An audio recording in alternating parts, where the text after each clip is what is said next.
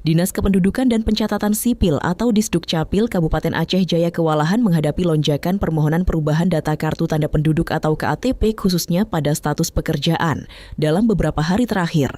Peningkatan ini terjadi sejak diberlakukannya Peraturan Gubernur Aceh terkait penyesuaian Jaminan Kesehatan Aceh atau JKA.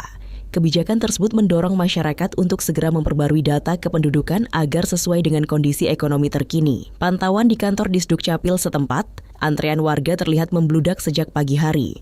Warga dari berbagai kecamatan bahkan rela datang lebih awal demi mendapatkan nomor antrean. Biasanya, Disdukcapil hanya melayani sekitar 100 pemohon per hari. Namun, saat ini jumlah tersebut melonjak drastis hingga mencapai ratusan orang setiap harinya.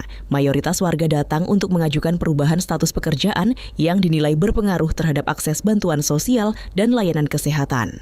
Kepala Disdukcapil Aceh Jaya Saloma mengatakan, lonjakan permintaan ini menjadi tantangan tersendiri bagi pihaknya, terutama dengan keterbatasan sumber daya manusia dan sarana pelayanan. Menurutnya, permintaan perubahan status pekerjaan meningkat signifikan dalam beberapa hari terakhir. Hal ini juga berdampak pada ketersediaan belangko KTPE yang kami miliki.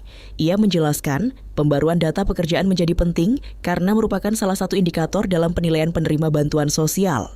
Selain itu, data tersebut juga terintegrasi dalam sistem nasional, termasuk Data Terpadu Sosial Ekonomi Nasional (DTSEN) yang menjadi acuan berbagai program pemerintah. Akibat tingginya volume permohonan, petugas Disdukcapil harus bekerja ekstra untuk melayani masyarakat. Kondisi ini juga diperparah dengan keterbatasan stok belangko KTP yang tersedia. Sebagai solusi, Disdukcapil Aceh Jaya mengimbau masyarakat untuk mulai memanfaatkan layanan identitas kependudukan digital atau IKD. Dengan adanya keluarnya peraturan gubernur, jadi selama ini di Disdukcapil rata-rata masyarakat melakukan perubahan status pekerjaan. Satu pekerjaan yang dulu mungkin merasa tidak sesuai dengan pekerjaan sekarang, jadi memang sangat signifikan. Kalau dulu mungkin hanya beberapa elemen data, tapi sekarang memang rata-rata masyarakat berubah di status pekerjaan.